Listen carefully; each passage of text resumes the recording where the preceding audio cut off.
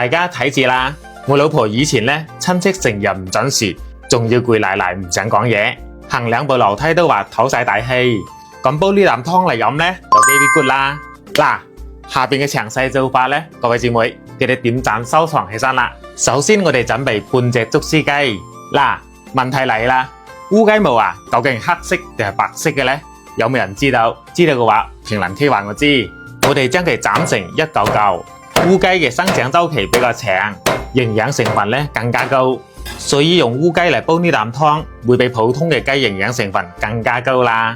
而且喺我哋中醫食養角度呢，佢話烏雞係滋陰一啲嘅，所以我哋李時用烏雞嚟燉湯啊，係非常好噶。斬好之後呢，凍水落鑊，加一片薑，飛一飛水，咁樣先至可以將入邊嘅血水同埋邋遢嘢逼晒出嚟噶。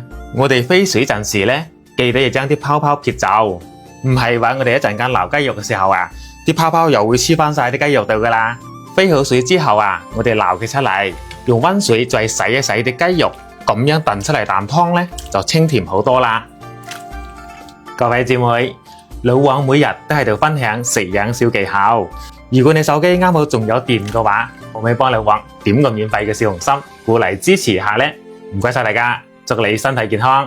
竹絲雞洗乾淨之後，放入隻燉盅度，加幾粒氣滑嘅紅棗，補脾又補氣嘅黨參同埋黃芪，少少潤肺嘅百合乾。驚燥熱嘅話，仲可以多加幾粒白冬噶。老王呢個燉盅呢係比較大嘅，可以整6個人嘅份量，所以我一陣間啊會加3碗黃酒落去。如果你唔係坐熱嘅話，我哋就按1:1再加翻3碗嘅水，然之後呢就多加3片嘅薑片，冚翻個蓋，隔水燉佢2粒鐘就可以飲得噶啦。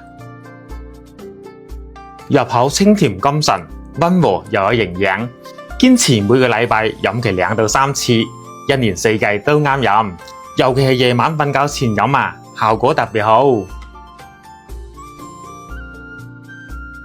老婆，黃酒燉竹絲雞煮好啦。好，嚟啦。真係濕水棉花冇得彈，正啊！你知唔知黃酒燉竹絲雞？歡迎評論區分享你嘅見解。